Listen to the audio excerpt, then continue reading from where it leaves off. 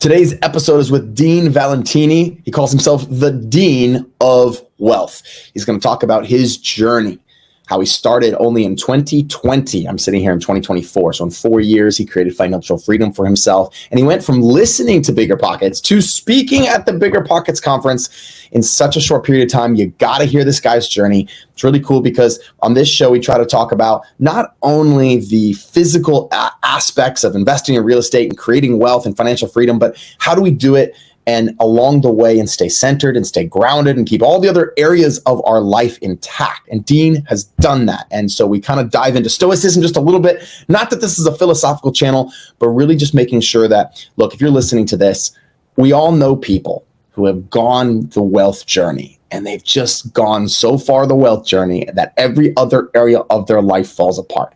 That's not you, and that's not us. And so this guy's got a model for that.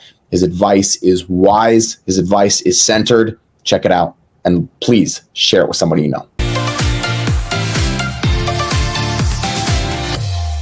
So Dean, tell me, I'm going to kick off with a question that's just direct to the point, man. And that is, you're a real estate investor. You're speaking at BPCon coming up. Congrats on that. I saw that. Thank you. Yeah, I'm excited. Who were you before real estate investing? I mean, I feel like I'm the same person, honestly. But before I got started real estate investing, was and am still a huge nerd, computer engineering, electrical engineering, flight test engineering background as far as academics go. Got into real estate investing, technically started in 2017, but I didn't have the investing goal. I didn't have the wealth building goal. It was just like, I'm going to buy a house because that makes financial sense. That was literally my decision point. So really like real estate investing part started much later, like 2020 probably, when I was full-time in the Air Force, active duty Air Force. And me and my buddy just sat down and we're like, hey, we've been listening to a lot of Bigger Pockets. And he's like, yeah, I've been thinking about, buying some investment properties and buying a fourplex and investing. And I was like, oh yeah, me too. And he's like, you want to buy some real estate? I'm like, hell yeah, let's do it. And then I think it was like 2 months later, we had our first fourplex. So so that's how we got started. Man, that's cool. It's from 2020 to 2024. This is the journey I want to explore with our listeners. 2020 to 2024 went from listening to Bigger Pockets to speaking at BPCon and financial freedom somewhere in that journey. And that was 4 years ago, brother. So that's amazing. Quick question, because I know you're in the military. How did the military prepare you, or did it hinder you for the journey to become financially free? Yeah, I think a little bit of both, to be completely honest. So, the hours are not exactly conducive to real estate investing. Long days, long weeks, a lot of times weekends, sometimes in our career field, a little bit of weird like night stuff. So it didn't leave a lot of free time. But if you want it, you can find it, has kind of been my attitude. So, just have to make time and make that a priority. Where it did help was like the VA loan. That's huge. And to any military listeners out there or, veteran listeners out there, if you haven't used your VA loan or you're not using your VA loan, like I'm not going to tell people what they should or shouldn't do, but please consider it, like look into it, because it is an insanely powerful tool for building wealth. Whether that's you just want one house, I'm sure the statistics, like anybody that owns real estate, it's correlated with a much higher net worth just by owning even a single primary residence. So please look into that. That's a huge tool and super beneficial. And it's one of your benefits as a service member. So like use it. So that's a huge benefit. And then just the mindset of kind of like no excuses, get shit done. And, some of that leadership, tactful interaction with, customers or tenants in this case. So all of those things were a big help as well, despite the kind of time constraints that a lot of us have working in the military. Yeah, man, that's gold. Thank you for sharing that. How do you recommend someone use their VA loan if they're in the military? Yeah, like talk us through that a little bit. How can they use that to get started even in the investing game? Because I agree with you. A VA loan is traditionally, from what I understand, a 0% down loan, and that's pretty nice. Yep. Yeah, and there's 0% down. There's a small funding fee depending on your disability level, but it's like a couple $1,000s. I mean, if you can't save up a couple $1,000s to start on your journey to financial freedom, then I'll be polite, but but I would say reconsider, reassess what your priorities are. But yeah, essentially 0% down, you get a lower rate typically, and I would recommend depends on your area, but I would recommend, if you can, look for a fourplex. So you can use the VA loan on any residential property that's up to 4 units. Live in 1 unit, house hack, whatever you want to call it, rent out the other 3. And then if and when you get moved, if you get stationed somewhere else, you can then lather, rinse, repeat, go do that somewhere else. So you can use the VA loan more than once. That's a fairly common misconception as well. You do have an entitlement limit, so there's a certain dollar amount that you can spend up to, but there's ways around that in terms of like refinancing and other stuff. But I won't get too into that since it probably doesn't apply to a ton of your listeners. But if you can't find like Denver, for example, when I moved out here, I bought a single family home. The biggest Your first VA loan was a single family home? What's that? Your first VA loan was a single family home, or actually, yes. So my first 2 VA loan uses were single family homes. My first one was in Florida, and then my first one out here in Denver, I also used the VA loan for. And duplexes, small multifamily like that is just so expensive here in Denver. It didn't cash flow like I wanted it to. It didn't save me as much as I wanted it to, I should say. So I decided, hey, I'm going to try to juice my returns a little bit. I'm going to go for a single family, kind of turn it into a duplex. It's like up, down, not split level, but I split it into essentially an upstairs unit and a downstairs unit. And that was much more profitable for me. But if you're in an area that's not as, hot real estate market as Denver is, a fourplex with a VA loan is a great plan, or a duplex, whatever you can find that makes sense. Yeah, I think a lot of people don't even know you can buy duplexes, triplexes, or quadplexes with a residential loan like that. So even that in and of itself is pretty badass. So you mentioned this term house hacking. Would you define, what does house hacking mean to you? Maybe just define that, and how have you seen people use that on their journey to financial independence? I would define it as sharing or renting out part of your primary residence, part of your home with somebody else, whether that's a roommate, it could even be family. If you own a multi-unit property, like I mentioned, the fourplex or duplex, renting out that other unit, that's technically house hacking. You can, I'm pretty good friends with Craig Curlop, and you can do like he did and live behind a curtain in your living room and rent out all the other rooms if you want to be really, really profitable. But I got a guy who lives in his garage and rents out all the other rooms of the house. That's massive house hacking. Yep. Yeah. Live in the attic, live under the stairs like Harry Potter, whatever you want to do, but it doesn't have to be that crazy. You can literally have your own completely separate unit in a fourplex, and that's still house hacking. So, however you want to slice it, just renting out a portion of your primary residence is how I would define it. Yeah. And most people, I think, spend 30 to 50% of their income on housing. So the goal of this, how I think about it, you tell me your thoughts, reduce or eliminate. Use the house hacking concept to reduce as much as you possibly can, or eliminate what most people's greatest expense is, and that is housing. Yes. And it's wild how effective that is. And when you don't have a housing expense anymore, your required income to live comfortably goes way down. Because like you said, that is such a huge part of most people's monthly and yearly expenses. So Dean, how did you accomplish financial freedom at such a young age, by the age of 33? So, and I'm going to caveat that question with like, what does financial freedom mean to you? I feel like that is thrown around a lot. So what does it mean to you for someone that's listening to this to be financially free? I think everybody wants that, but I think sometimes the reason people don't reach that is because maybe they've never sat down and defined what that is for them. And it could have different definitions for different people, but I want to know, what's your definition and how did you reach financial freedom by 33? Yeah. And you're spot on. I mean, you talk to 10 different people, you'll get 10 different definitions of financial freedom, financial independence, whatever you want to call it. A lot of people say like, hey, there's levels of financial independence or financial freedom.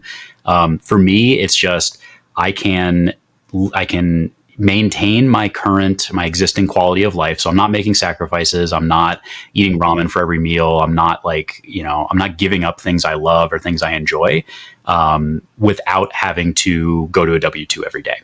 So I'm not retired. I don't like to say I'm retired. I'm still working. I still manage my real estate portfolio.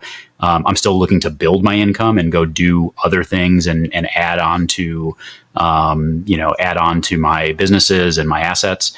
But that's by choice. If I wanted to stop tomorrow and be mostly passive, work a couple hours a week, I could.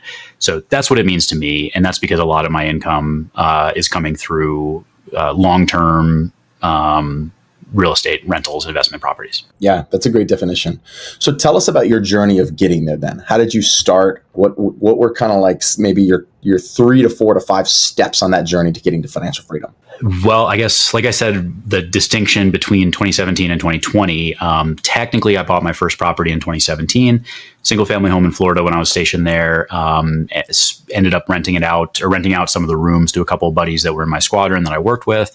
But hadn't gotten into bigger pockets, hadn't like run the numbers, hadn't, looked at it as an investment. It was just hey, owning this asset, having it pay for part of my mortgage or part of my rent, building value in it, something I can have long term, seems like a smart decision. So I'm going to start with that.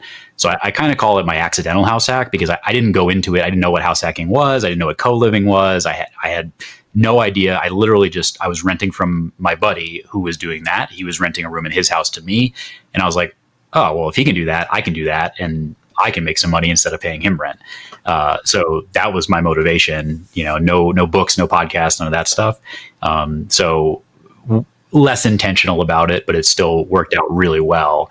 Do you still own that house today, just out of curiosity? I do. I was just going to say that's one of my best performing assets at this point because time makes house is your best one. Yep.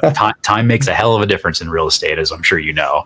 So it's had a lot of time to just sit there. The market. What did you buy it for, and what is it worth now? Let's just talk about that for a second, if you don't want to ask that. I paid $159,500, put essentially 0% down with the VA loan. So I pretty much started at 100% LTV on my mortgage, no equity at all. It's worth a little over $300K now. So it's essentially doubled in value in 7 years. And then rents initially, I wasn't looking at this as a business. I was just like, hey, what's your rent now?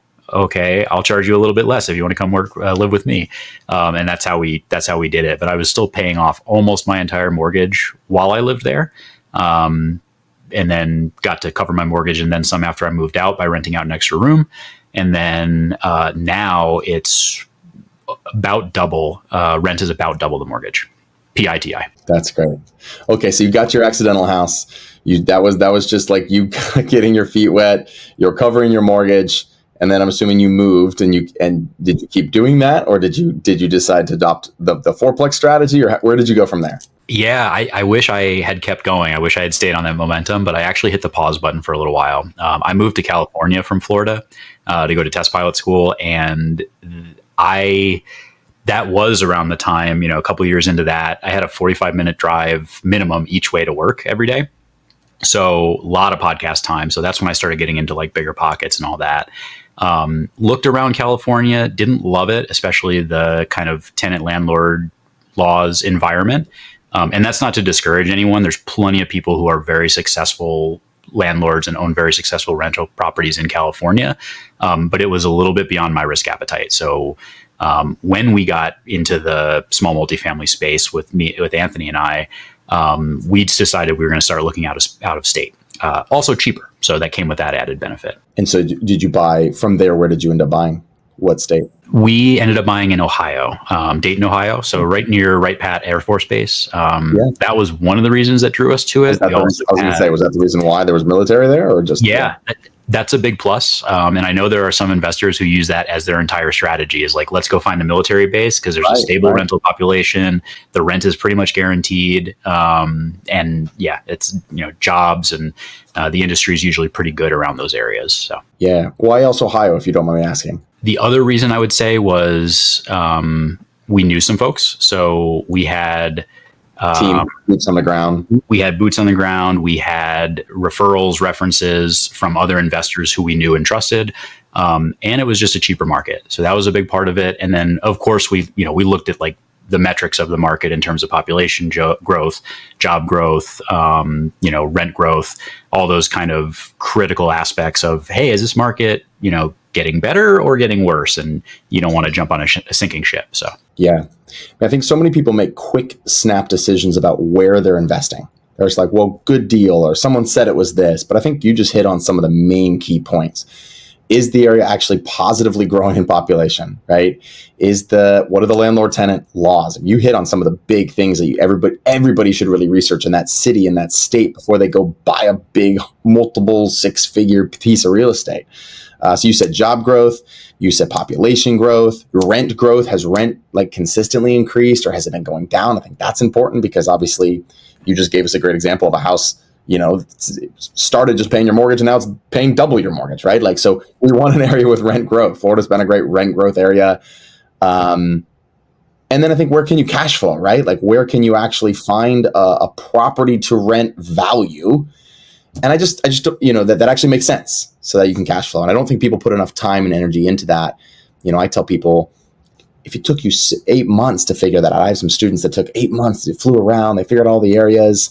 And I think that's just really, really, really key. So I'm really glad you brought that up. That's awesome. So when you look at where your cash flow comes from, is it mostly from house hacking? Is it from multifamily? Where does that mostly come from for you? Yeah, to be honest, it's almost entirely, very significantly from house hacking, which, wow, that's awesome. I don't know, may surprise some people, because they think, you get into an investment property, it should cash flow.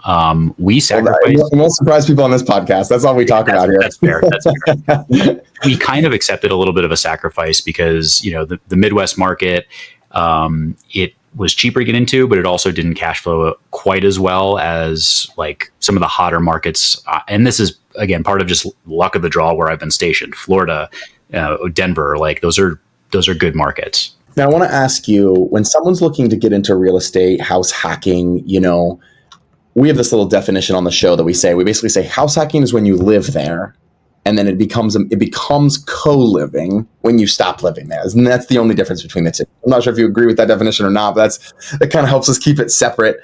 No, I like that. Yeah. Yeah. And so if someone's getting into this space, military or not military, doesn't matter, what would you say are a couple of the things, maybe 2 to 3 things you wish you knew? Another way to ask this question for you, might be, what are some pitfalls that you would want newbie real estate investors to avoid, or things you would want them to just be aware of? Maybe things that you bumped into that you wish someone had told you before you started this journey, because, you started in an accidental house. So if someone was more purposeful about it, listening to this, getting the knowledge, what do they need to know? What are the important things they need to know before diving headfirst into this world? Yeah, the biggest thing I will say is have more than you think you need set aside for reserves, maintenance, CapEx. It's a very snowball, downhill spiral if you get into a position where you can't afford to make the renovations you need or to make the fixes you need, and then you're just constantly behind the 8 ball, and now you're trying to rent a subpar property, which is more difficult. And if that's your only source of income, then you're just shooting yourself in the foot. So, it might take you a little bit longer to kind of save that up, or come up with a strategy where if you already have a property, maybe you get a HELOC on that and you kind of use that as your reserves. That's totally viable in my opinion, but don't undercut yourself on the reno budget or on your kind of maintenance reserves and CapEx reserves. One of my mantras is there a metric there? Not to interrupt you, but is there a metric there? You're like, look, go ahead. Yeah. There's a couple ways to do that. We initially started doing it just easy, simple, percentage wise. So we would take, I think we factored around 6 to 8% of gross rents for each maintenance and CapEx. And then, of course, you have vacancy that you want to factor in as well. But if we're just talking reserves, and that'll get you kind of your monthly expected rate, I would multiply that by 12 and have at least a year of estimated reserves set aside. But the way to really get more accurate on that is you need to look at the age of all the infrastructure. So, how old's the roof? How old's the water heater? And then you can look at the cost of each of those things along with the expected life expectancy of each of those things and kind of do some math of, okay, I expect my water heater is going to fail in 5 years. That's going to be $7,000 to replace. I expect I'm going to need to replace my roof in 10 years. That's going to be $15,000 to replace, and kind of, average it all out. And, hopefully, probably not all that's going to fail at once. But look at the years, look at the lifespan left on each and kind of figure out, all right, in 5 years, I'm going to expect this size bill. And in 10 years, I'm going to expect this size bill, and try to keep that on hand if you can, or at least close. That's great. Okay. So one thing you would want new people to, so have a bigger reserves, even if that's a HELOC, something you can tap into. It doesn't mean it has to be cash in the bank. But just recognize that if you're going to do rehabs, you're going to do projects, more things are going to break than you wish, and rehabs are going to take longer than you wish, and they're going to cost you more than you wish. It's always over. Yeah. What else? What other pitfalls would you say you would want a newbie investor? But by the way, I think that's gold, and I'm experiencing that on a couple projects, even myself. And I'm not a newbie investor, and I am prepared for it. Yeah. And Dean, I'll just vent. Let me just vent here for a second. So I've got a decent number of houses, almost all co-living, and I think I just replaced 7 HVAC units. Full units in the last 3 weeks. And it was like, the guy was like, dude, this thing's 20 years old. I need to replace it. And I was like, I just started it to a point where I'd send him to a house to repair it. And he'd be like, dude, it's like, some HVAC guys will tell you it needs to be replaced when it doesn't. But this guy is like, it needs to be replaced. And it's 22 years old. Like, it needs to be replaced. Yep. And I was finally just like, F you, dude, come on, stop. Like, give me but anyway, thank you for the vent. Yeah. So that makes me feel better. Yeah, exactly. I'm trying to make you guys feel better. And these things aren't cheap. They're 6, 7, 8K a pop, right? So having that in there, I was talking to my wife about this the other day. I was remembering the first ever HVAC unit I ever had to replace. It was $5,000, it was $5,500. And it was the whole unit, inside, outside, coil, the whole shebang. And I had to finance it. I did not have the money for it. My first ever rental property. So I was kind of like, even though I was like all pissed off, I was like celebrating the fact that like I can actually write a check for these and it's not going to affect, I can still eat. Yep. And I was gonna mention that, like, I don't want people to rely on that, but most of the medium to large size contractors out there, the HVAC companies and stuff, they will offer often third party 0% down, even financing for like 12 months or whatever. So that's out there. And if you can get it, I would say get it, because 0% financing is great. In my opinion, it's better than using your own cash and, time value money, all that stuff. So I use that all the time, but don't rely on it, because when you really, really need it, if you don't have any other options, it may not be there. Yeah. Just be careful.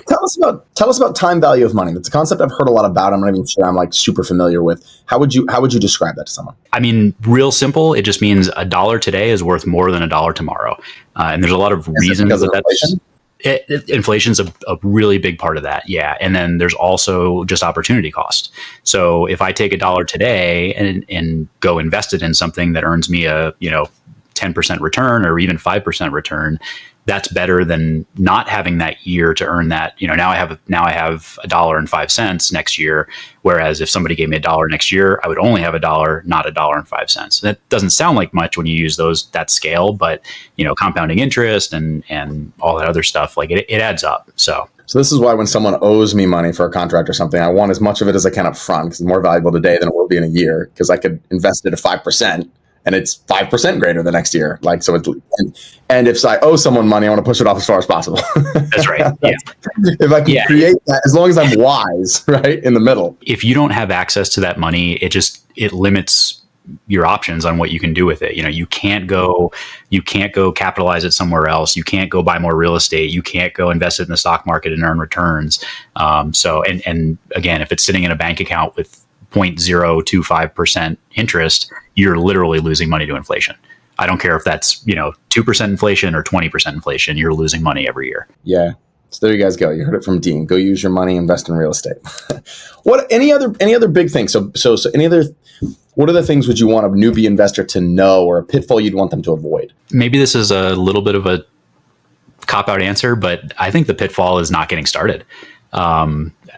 Don't be afraid. Real estate is very forgiving if you are at least like halfway careful with your due diligence. So just make sure you have talked to the right people, you have the right people on your team, have done your research, and you're going based off of data and metrics rather than emotion. And it's not that scary. It's very forgiving.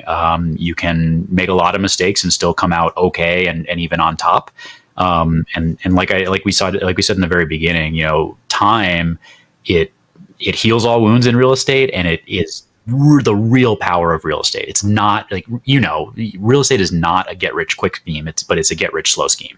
So you just need time on your side, and it's amazing the impact that can have. So let's play a game then. Let's say you're coaching me. I'm a newbie real estate investor.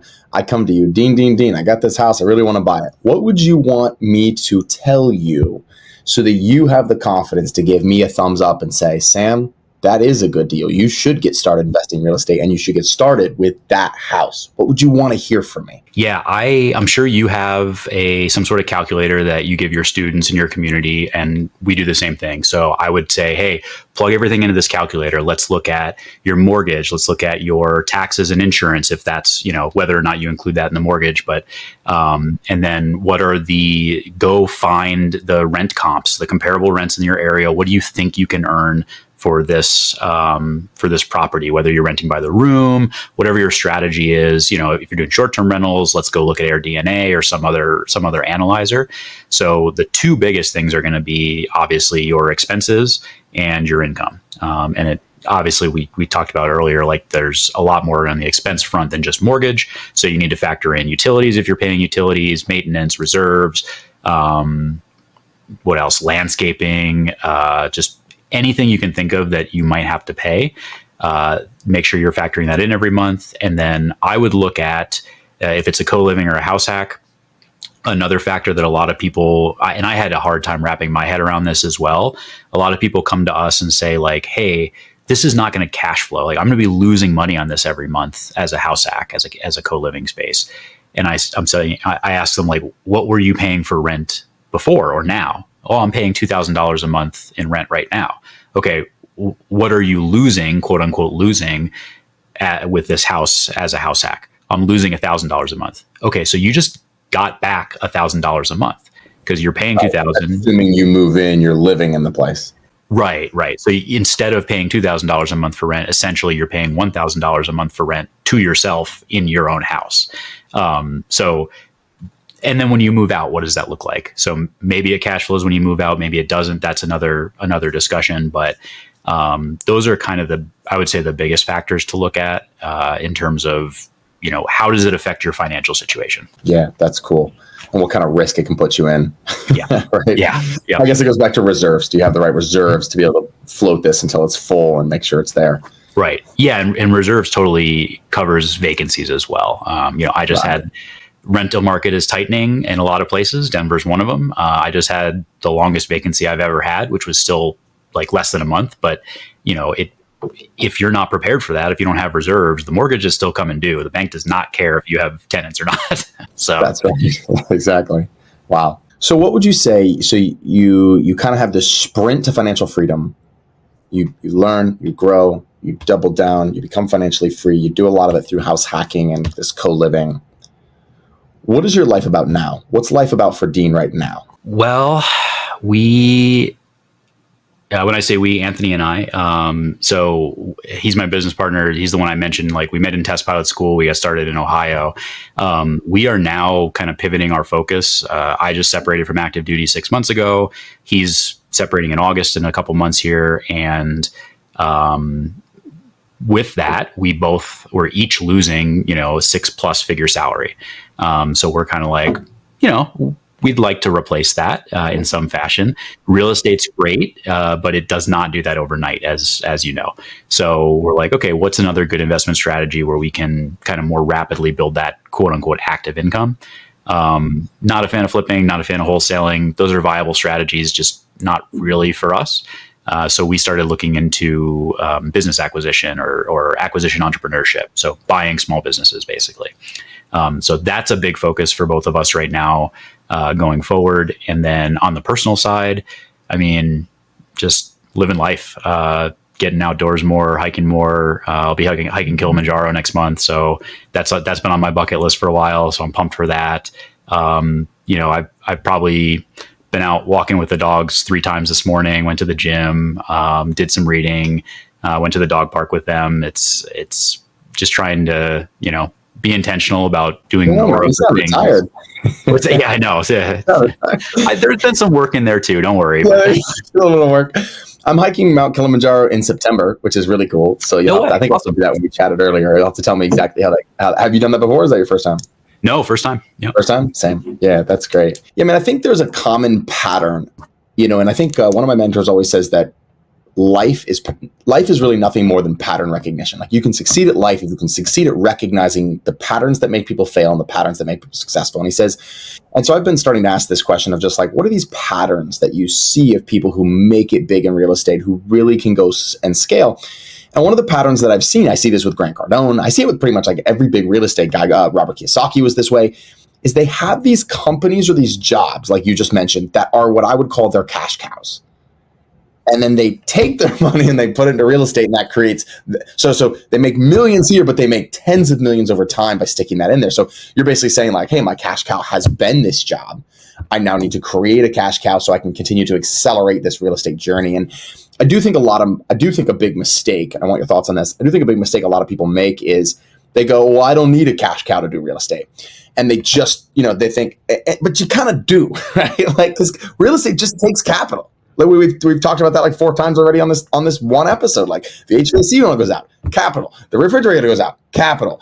Not everybody has the 0% down loans, right? So you buy another house, capital. Like there are those things. So I don't know if is that a pattern that you've also seen, where it's like, I think of Grant Cardone. Grant Cardone makes millions from coaching. Robert Kiyosaki, millions from coaching and his games and all the other stuff he did. And yes, he did. And of course he deploys that into real estate. Now he's deploying into Bitcoin. That's his big thing. But is that a similar pattern that you've seen? And do people need that, if they're going to scale in real estate? No. There are certainly ways to do it. You have the Pace Morbys of the world, or you don't need any of your own money, all OPM. Does that make it much, much more difficult? Yes. So how fast do you want to go? How good are you at sales? And what does your network look like? And all those things. I definitely recognize that pattern, though. And I'm glad you put it that way, because I've never heard it quite explained that way, and I really, really like that, because we've found that to be very true. Like you said before, it was our active income, our W-2 job that was kind of the quote unquote cash cow, even though we weren't making millions, but it was enough, and we were bankable. Banks like reliable income, they like W-2 jobs.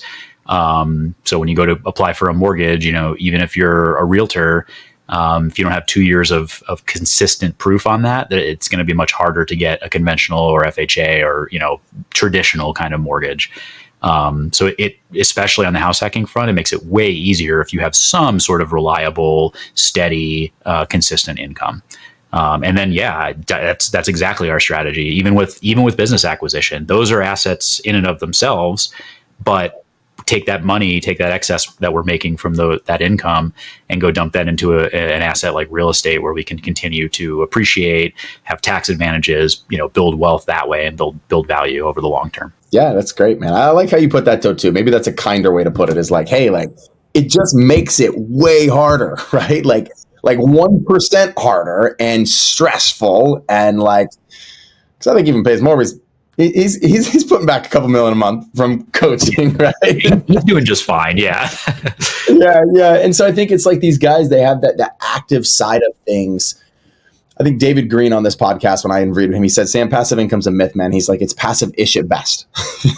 Like, so have that other thing going on, or that second engine. And then guys like you that finally get to a place where like, okay, I'm done. And I don't need to, because it's created so much wealth for me. So, well, man, one of the things I wanted to talk to you about, I want to ask you, when you and I were chatting, you mentioned that you were really kind of on this kick of just like, it's not all about building. There's a happiness quotient to all of this as well. Tell everybody just what that kind of means to you. And I'm paraphrasing what you said. How does happiness play into this journey? And what have you learned about that and in its importance in this journey to life and in the real estate investing journey? Yeah, I think it all comes back to our time and how we spend our time and how we value our time, because that's the one thing, that's the one non-renewable resource truly that exists, is like, when a day is gone, you are never, ever getting that day back. And I don't care who you are, we only have so many of them.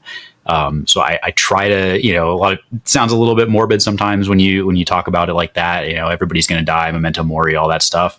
But for me, it's a good reminder of, hey, we only have one life, like, be intentional with it. I'm sure you've heard the, like, top 5 regrets of the dying, and it's like, work too much, didn't spend enough time with family, didn't tell people I love them, whatever. And it all ties back to, like, just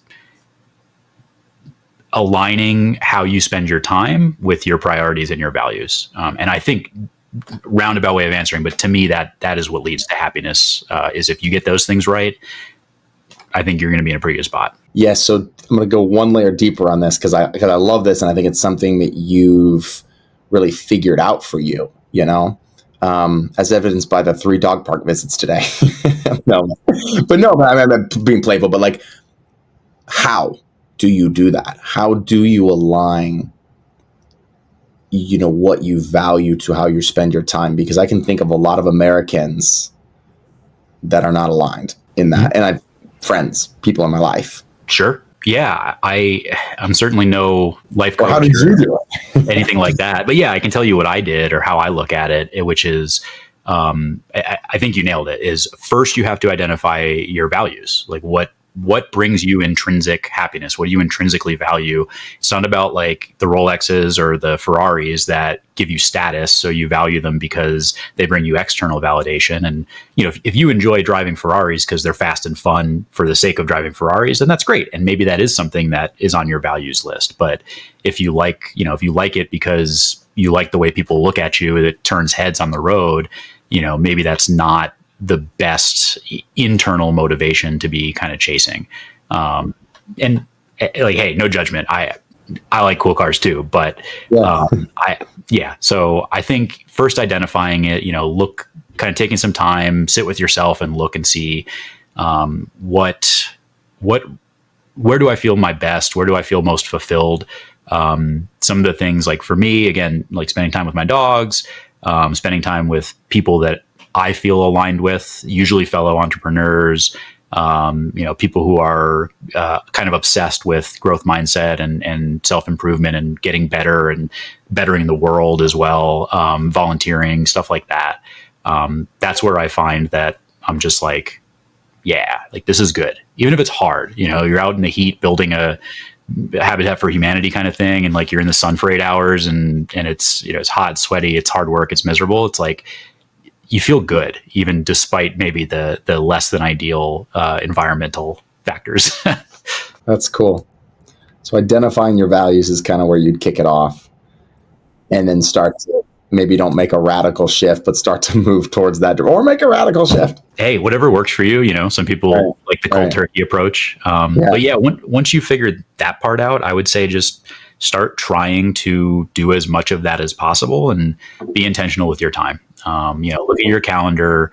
I do time audits and time budgeting, and say, okay, where am I spending my time? Like, how many hours did I watch Netflix this week? Or how many hours did I scroll Instagram or whatever maybe the things are that are not bringing me as much value and contentment and fulfillment as I would like. Dude, that's gold. It's something I'm really trying to do better in my life. I've spent a lot of my life working, building, it's tough, yeah. And we like that. And there is a certain intrinsic fun and value that I think you and I probably both get from that. But it is a nice wake up call to just think, like, okay, is this I feel like almost something shifting in a season of my life, in my mid 30s, of just being like, I think, like, maybe what was important to me for the first 35 years of my life is not the same thing that's important to me right now. Actually, my wife just bought me this. I asked her to buy it for me, but she bought me this skull. And it sits on my desk. It's pretty intense, actually. I look over at it just to remind myself of basically exactly what you're teaching, man, which is like, hey, nobody gets out of this life alive. Are you spending your time and energy and money and everything, like, in alignment with, is it really where you want? Yeah. And that's not bad at all. I can't really see it, but What is it? What is it? I have a memento mori tattoo for the same What is reason. memento mori again? Remember that you will die, basically. Remember that you will die. Gotcha. Yeah, it's kind of a stoic mantra. So I've gotten pretty into stoicism, and that's exactly why I got this piece, is because I look down and I'm like, yeah, all right, how am I spending my time right now? Like, is this really a valuable use of the very limited time I have on this earth? And to quote Seneca badly, he says, it's not that we don't have enough time, it's that we waste most of it. And I think if people are really honest with themselves and do like that time audit and kind of, you can't manage what you don't measure. So if you look inward and you say like, okay, how much time did I really spend, whatever, insert whatever you don't value, versus could I have been spending that with family, with friends, with something that kind of fills my cup? And I think a lot of people would be really surprised, but it is tough. It's you have to be intentional about it. Yeah. Sum up real fast stoicism for us, for someone who may not be familiar with what that is or like that concept at all. Yeah, that's tough. I'm not going to do a good job, but I'll try. So some of all the great philosophers in 10 seconds or less, Dean. Right. So I'll say what it's not, and it's not emotionlessness, which is what a lot of people, when they hear the word stoic, they think like, like no emotion, completely detached. It's not that. As for what it is, I think I would say mindfulness and intentionality and objectiveness are kind of some of the precepts that I identify most with when I'm kind of studying or reading about stoicism. And that's just to say, like, don't have a reason for things that you do. Don't just do them like mindlessly. And I think that's a large part of it. Definitely doesn't capture the whole kit and caboodle, but yeah, I mean, I feel like on this show, I always try to bring people on. I think this is one of the reasons I like you a lot, is just because it's like, yeah, I'm all for creating wealth. I'm all for going ham. I'm all for going crazy. Let's go big. Let's do all of that. And then there has to be a component to this where we step back from that and say, and have some of this, you mentioned objectiveness. We ask some of these really key questions about our life, and we check in with happiness, and we're not so blind that we go down a path for years and years and years, and it takes us getting, metaphorically hit by a truck to wake up and go, life is more than this. Yeah. So I think one of the things I try to bring people on this channel is like, let's go create financial freedom and wealth. And at the same time, let's go have a life that is intentional and is conscious, to use a kind of not a big word. It's not an airy fairy channel, but like a conscious life where we're like, and consciousness is just in my mind another word for like just being aware, right? Like aware and choosing. I'm choosing to spend today and work, but then I'm choosing to go play soccer or whatever. Know why you're doing things. Like that's really what it comes down to for me most of the time. Like, why am I doing this? Am I drinking alcohol because I want to escape, or am I watching Netflix because I want to escape, or playing video games, or like, do I really derive enjoyment from it? And either way is fine, but just know why you're doing the things you're doing. And that really helps inform, I think, like, again, the value you get out of your life and kind of the happiness that you derive. If you're like finding you're doing things and you're miserable, maybe take a look at why you're doing those things. And, if it's not for, I hate to say the right reasons, quote unquote, but like, if it's not for the right reasons, that could be why you're miserable. Yeah. I don't know. Or an aligned reason, like you're saying. Yeah. Maybe you cared about it in an earlier stage of your life, and you don't care about it that much anymore. And that's why there's tension in your body. And that's why you're trying to escape. And like, yeah, we're all evolving every day. Like, it's not, I like to use food tastes for food as an example. Maybe you hated broccoli as a kid. Maybe that's a bad example. I don't know that anybody really likes broccoli, but maybe you hated carrots as a kid and now you freaking love them. Like those baby carrots from the grocery store. That's a treat now. So stuff like that, we change over time. So you have to be constantly reassessing. You can't just do it once and call it good. It's like any skill or any talent. You learn a language, you don't use it for a while, it's going to atrophy. You don't work out for a while, your muscles are going to atrophy. You're going to lose them. So you have to constantly be working on these things. Like you don't clean your house once and then think you're good for 20 years. It's maintenance. You have to upkeep these things and keep on top of them. I love that.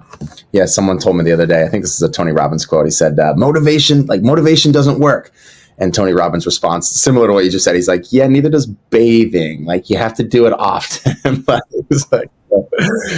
I love it, man. Well, brother, it has been an honor. I wanted to do this episode with you because I'm just impressed with what you've accomplished in such a short period of time. I'm impressed with your intentionality. I'm impressed with how far you've come and just your heart to kind of give back and serve. In our first conversation, you were just like, this is what I want to do. And it was just a really heart-centered, open conversation to give and support. If people want to get in touch with you, if they want to reach out to you, if they want to connect with you, are you doing any coaching right now by any chance or no? Informally, I have a couple friends who kind of reached out and asked me for like coaching, mentorship stuff, and but nothing. I don't have a 1099 program or anything. So yeah.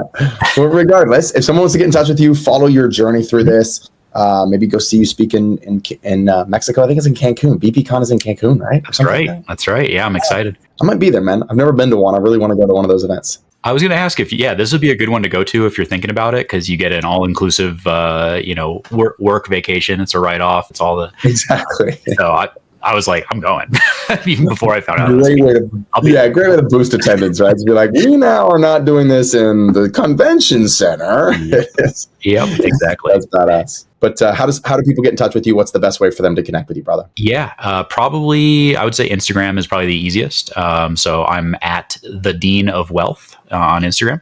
So that's probably the best place to reach out, or email Dean at 18alphainvesting.com. That works as well. 18alphainvesting. So great, man. We'll link all those to the show notes as well. And just thank you for who you are, how you show up, and the value you bring. It was really great to have you on, and I appreciate you lots. Thanks, Sam. This was a blast. I really appreciate it. Dean is one of those guys that I just feel like I could be best friends with. It's been awesome to build a relationship with him, and hopefully you took that away as well. I hope you were hopefully you just felt like you were sitting by the fire, listening to us have a conversation and talk about what it means to be on this journey of wealth and to achieve that successfully.